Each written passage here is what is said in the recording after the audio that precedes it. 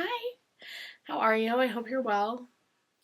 I'm in a slightly different spot. I'm just like back. I'm like sitting on the bed in this room rather than sitting on my desk like I normally do when I film because it is snowing and it's like literally currently. Oh, someone's calling me. I'm like really struggling to start today. Anyway, I'm also not like wearing any makeup and I'm just wearing my homemade Reputation concert sweatshirt that I made when I went to the Reputation concert. Anyway, it's like snowy. It's currently 9 degrees outside, and so like I couldn't be bothered to sit so close to the windows like I normally do. Look what came in the mail. My book is here. My book has arrived. I decided I want to comment because Steph posted a video this weekend, and it's a new tag video that she came up with. She's like, I really want to make booktube like 2008 BeautyTube, like 2010, like back in the Zoella days. And I love that. That's also what I would like. I will be participating. This is her tag called the book recommendation tag. I will leave the questions in the comments. You can answer them in the comments, or I will leave the question. Where will I leave the questions? I'm so lost in confused, guys. My brain has been moving in like slow speed today. And yesterday, I tried to get in. We have like a door, like a lock on our door that you can use your thumb to open. Like it has a fingerprint scanner in it. And I went, and we also have a Ring doorbell, and I was holding my finger on the Ring doorbell, waiting for it to scan and open.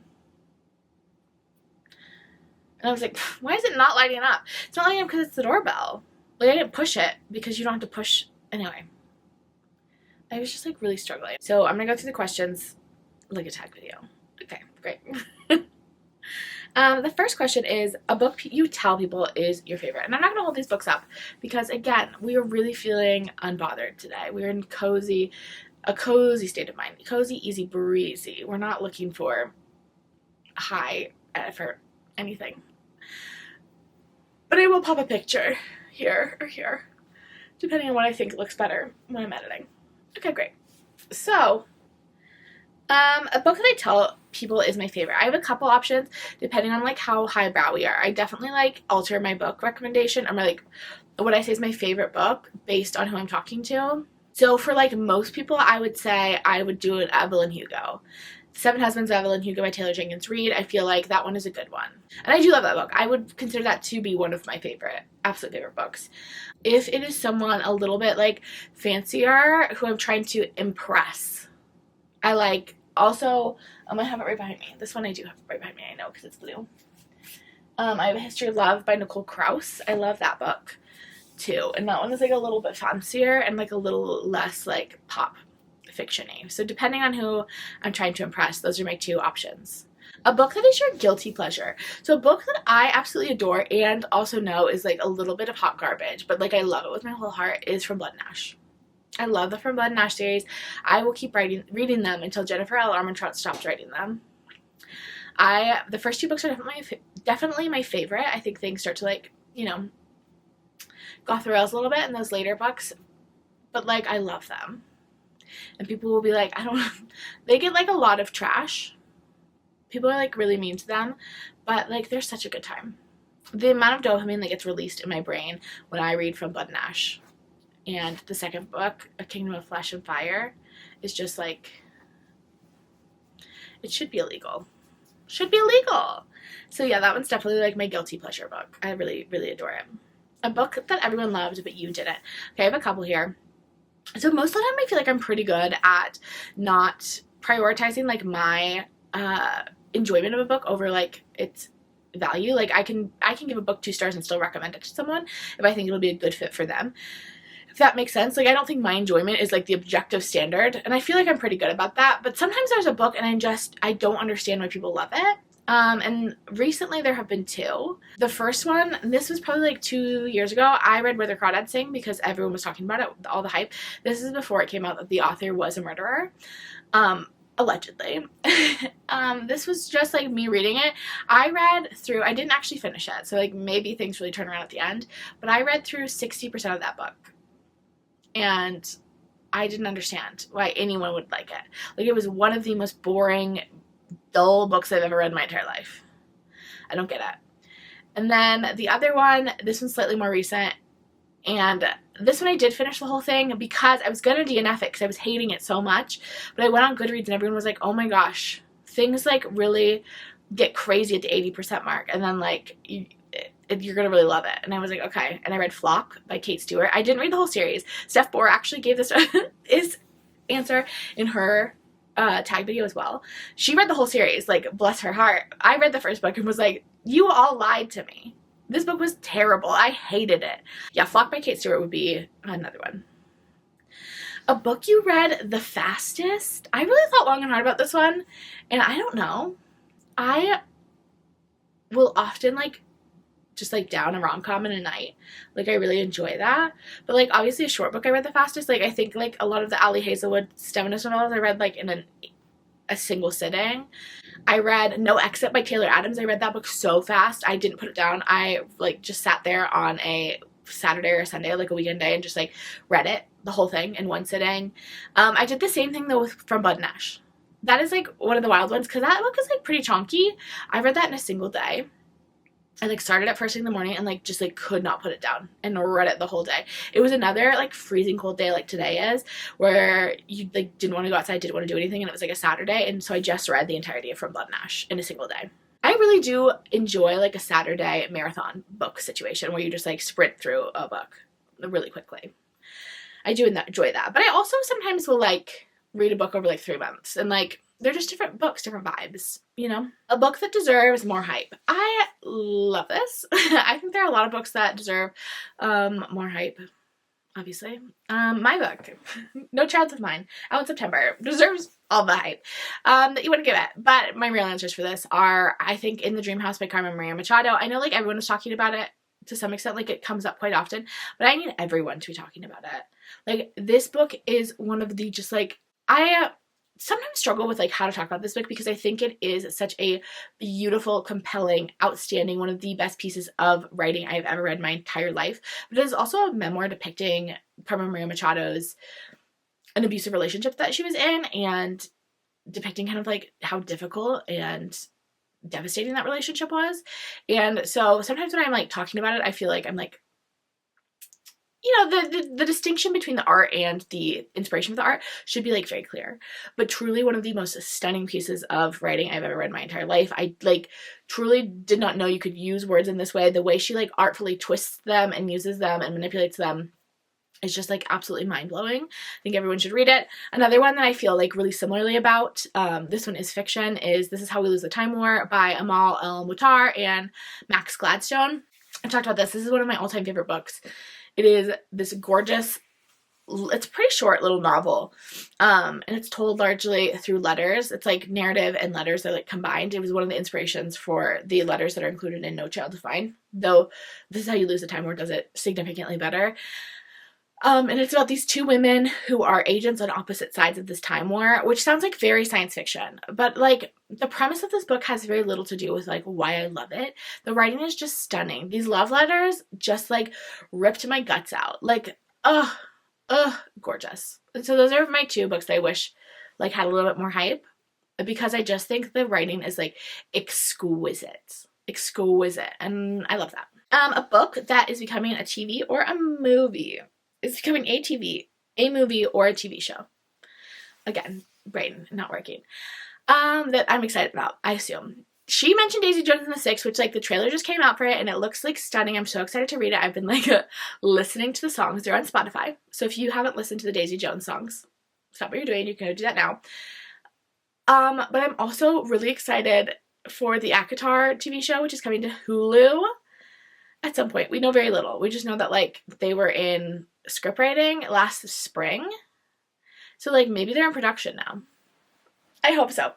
I'm really excited about that. I'm really excited with the ACOTAR show, and then also the People We Meet on Vacation movie, which we haven't gotten any casting announcements, but one of the girls I follow on TikTok, she has been, like, you know, really researching, detective working this situation, and she thinks it's Callan Scagahan.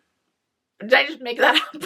It sounds like not a real name. I think I might have just made that up. But he's the guy who plays Matthias in in Shadow and Bone, the TV show on Netflix. And I just love it. If him and the girl who plays Nina were Poppy and Alex. A book you've reread the most? I think the award of book I've reread the most still probably goes to New Moon by Stephanie Meyer from the Twilight books. Like, because I just like, I can't emphasize to you enough how when I was in high school I was constantly reading those books. I think New Moon's probably the winner. If it wasn't New Moon, it'd probably be A Discovery of Witches by Deborah Harkness, which is just Twilight for adults. I like really clearly distinctly have a type, and after that it might be from Blood and Ash. Like, girly is just reading vampire romances and loving them. A book from a genre that you don't typically read. This one is hard because I feel like I really do kind of read all genres. Like, I'm pretty open to anything, especially if it gets, like, you know, a decent amount of hype. Like, I will read it.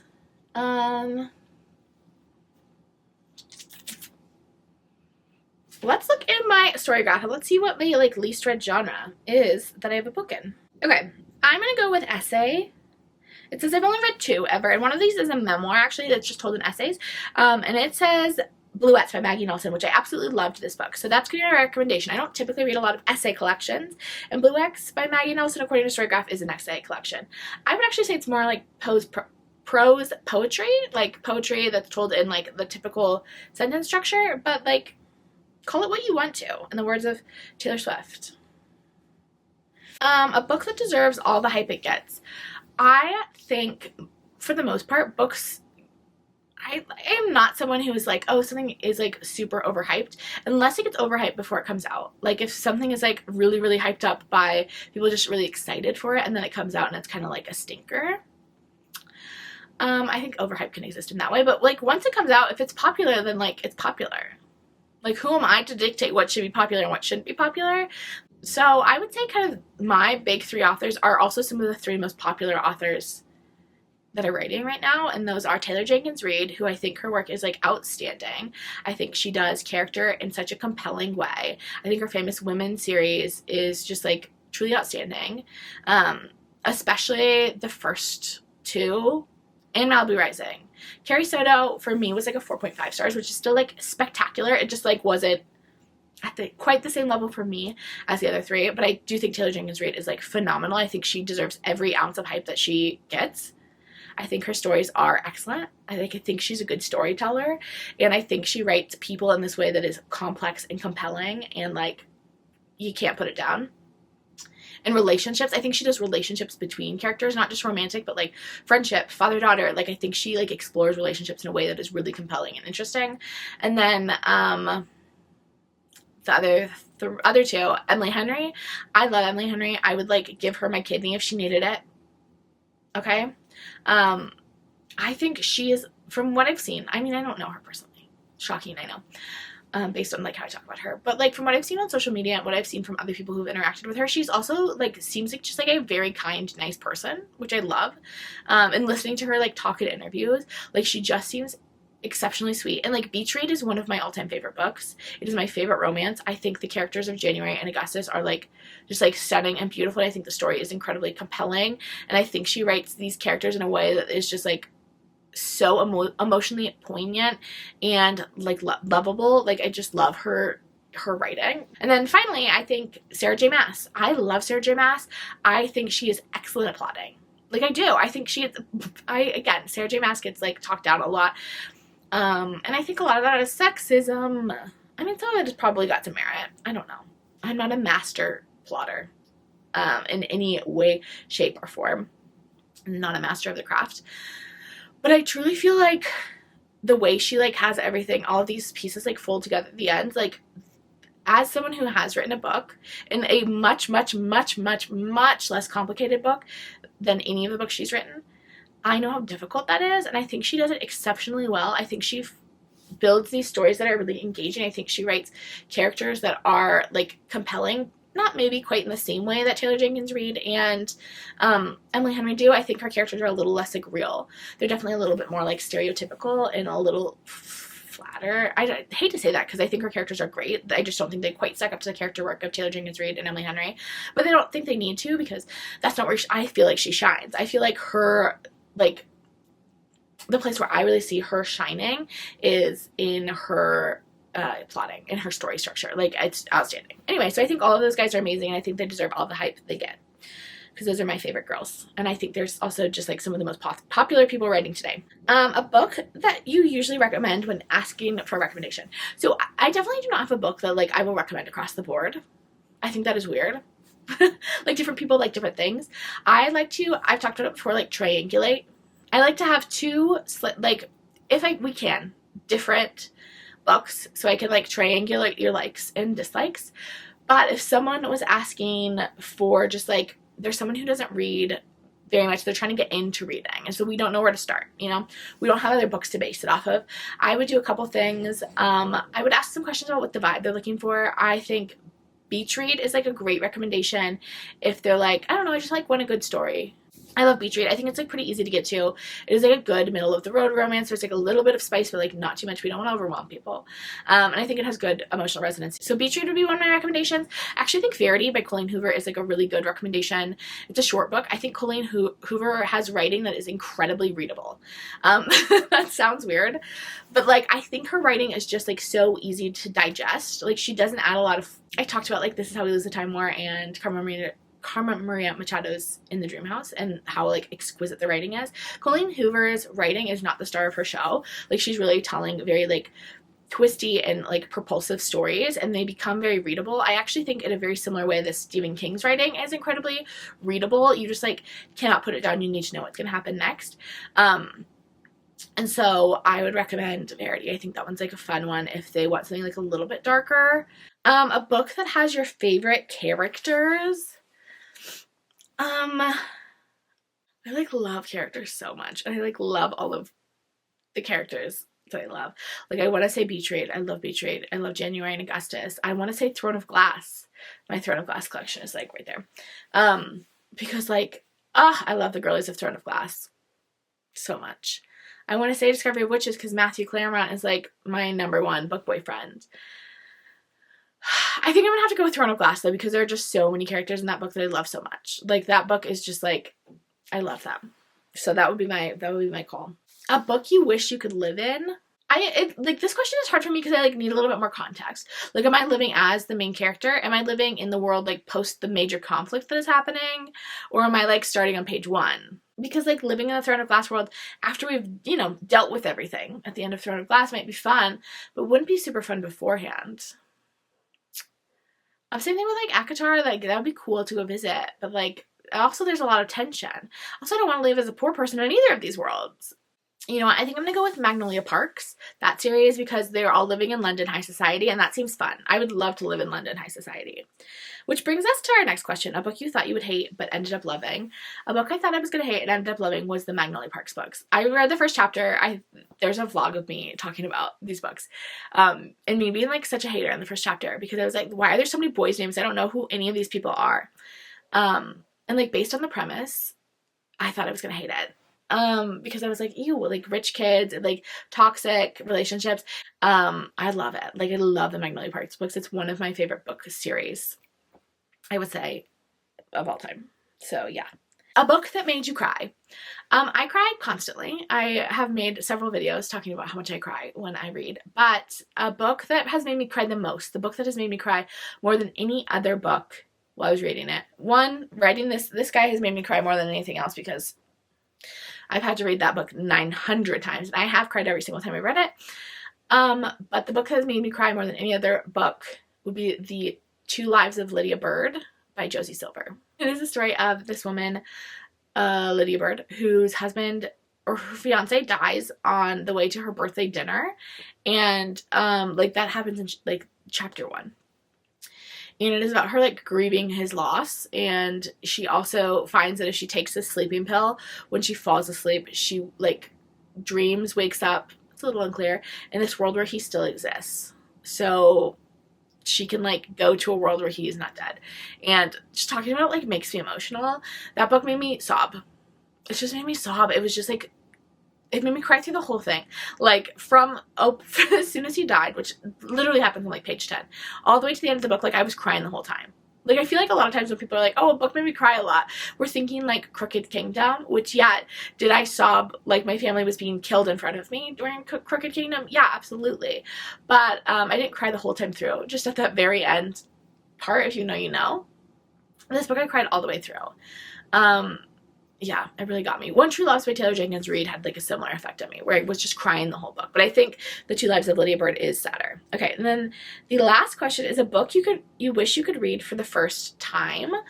As someone who rereads books like pretty regularly, I find this question like kind of interesting because for the most part, I find that I enjoy my favorite books. I enjoy more the more times I've read them.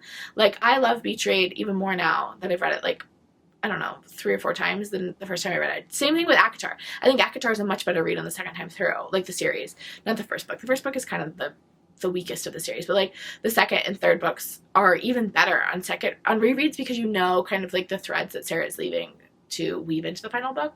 So I'm going to change this question slightly and interpret it as like, what book would you read for the first time? Do you wish you could read for the first time again and know that you wouldn't have any spoilers? Because I think that's the big thing. And again, this is not a book, but a series. I think it would be incredible to read the Throne of Glass series without any spoilers. I didn't have major spoilers when I read Throne of Glass, but it's like impossible to exist on Sarah J. Maas's corner of the internet without getting some spoilers for Throne of Glass. Just inherently by talking about the series, you know things that unfold in later books because people will talk about characters and things that you don't meet until later books. And so like I knew who Evelyn was going to end up with before I even met Evelyn because like you just like know, and it's like an enemies to lovers situation. I just think I would have had a different understanding of the series if I would have gone into it like completely blind, which is my favorite way to go into a book, and I just like was unable to go in that way with Throne of Glass, and I would love to do it. It's my favorite book series, and I would love to have experienced it like completely without any like outside influences. So I think that would be my answer. That's the last question for that. That took me forever. I really thought it was going to take me like 10 minutes to answer, and I like rambled for like a long time. I don't know. We're tired. I will talk to you in the next video. Have a good one. Bye.